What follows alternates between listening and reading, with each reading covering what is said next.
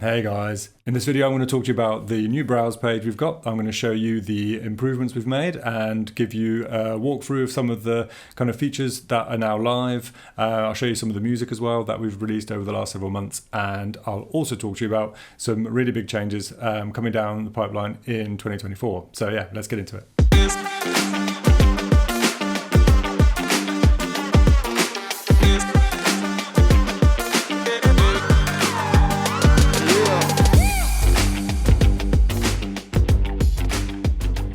So here I am in the new browse page. As you can see, it already looks significantly different to what was there. So I hope this is going to work for you. It's a much more kind of traditional layout. We have filters on the left sidebar here, and it's all the kind of stuff you would expect. So, you know, searching by music genre or video genre or instrumental palette or game genre or whatever you kind of need for your project, or mood, of course. But we've also added a number of new filters here as well. So things like searching by BPM, you can then, you know, restrict that. Emotional profile, for example, or the all-important ensemble as well, which just gets you quicker to the search results. So for example, let's put something in here. And then, yeah, one of the first things you'll notice as well is that the results include playlists as well. So previously we were only showing you actual specific tracks for what you look for, but this is also a really quick way to get closer to what you're looking for. So for example, if I were to go to this playlist then, already then, this is a good use of a filter. So if I play a couple of these, let me just chuck these on. So this one then.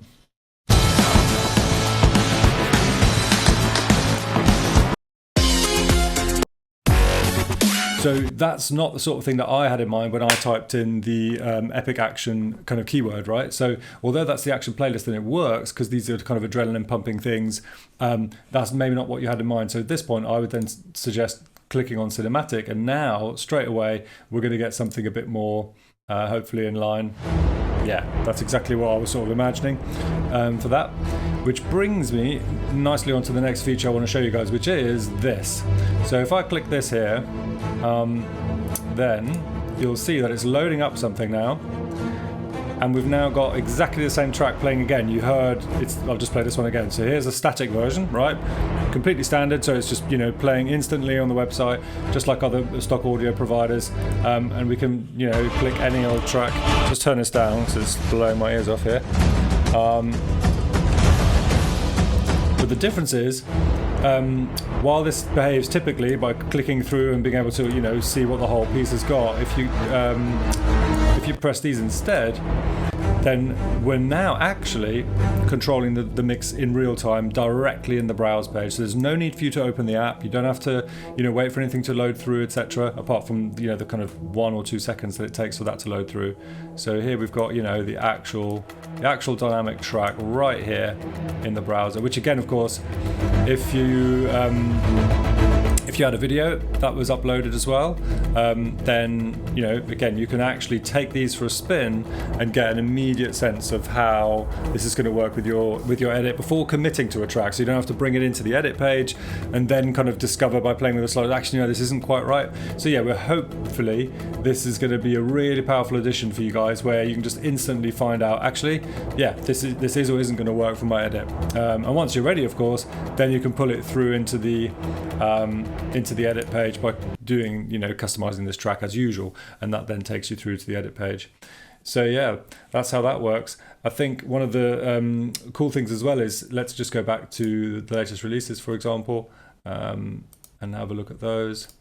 So here then, oh, I've still got the filter on, so I'll just clear that. Okay. The other thing that's cool is that you've got 2 different views actually. So as soon as you click a track, obviously, yes, it does open this kind of extra slider control thing.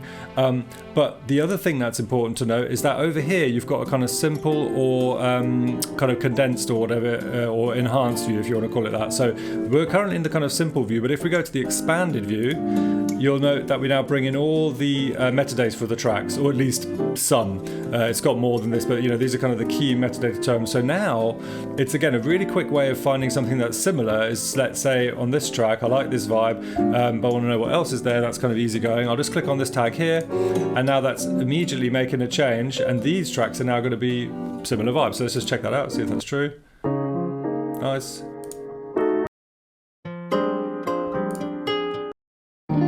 yeah, that is really, really decent. So it's rather than kind of having to click search show similar, you can just go with the actual tags that kind of, float your boat in an actual track that you're listening to, and that will get you a really, really similar result as well.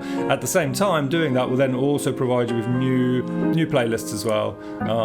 So in this one again, I'm just going to play the sliders for you, just because I like it. I enjoy doing this. So here we are. We've got the kind of the bass track there, playing in its kind of bed form, and then I can just really nicely bleed in some momentum. So that's nice. I'll bleed in some depth instead. Love it.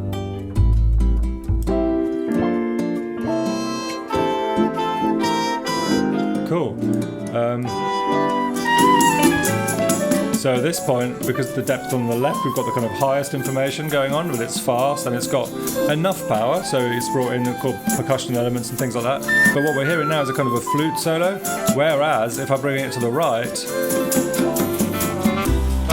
it's now got the bass elements and stuff, but it's also doing a different solo. It's kind of got a saxophone solo now. So I think it's really, really nice because it actually is sympathetically doing what a musical ensemble would do in this instance, where there's kind of this sort of turn taking. Where one guy solos and someone else does, and all this kind of stuff. So love it.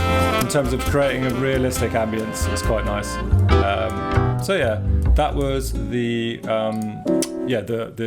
expanded and sort of simple view.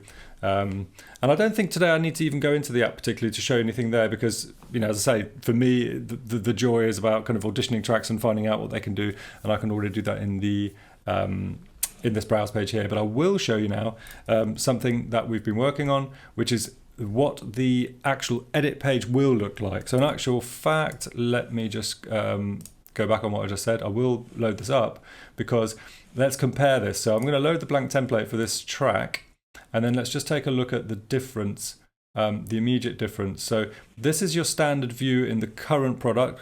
Obviously, I haven't loaded a video, but you guys know how that works. And then this is the alternate view, in the sense that this is what we're building. So instantly, I think you can see that this is, for those of you who've been aware of Filmstro for long enough, this is how our product used to look. And an awful lot of you have said that the native application had a number of benefits over the current web application, and I hear that. I absolutely hear that. So I think for me personally as well, we're going to bring back a music object that you can interact with and just see immediately on the timeline. That's going to be here. We're also bringing back the very, very popular and powerful node editor. So you'll be able to add your own nodes in, and then just manipulate those, copy them, cut them, move them around, whatever you want.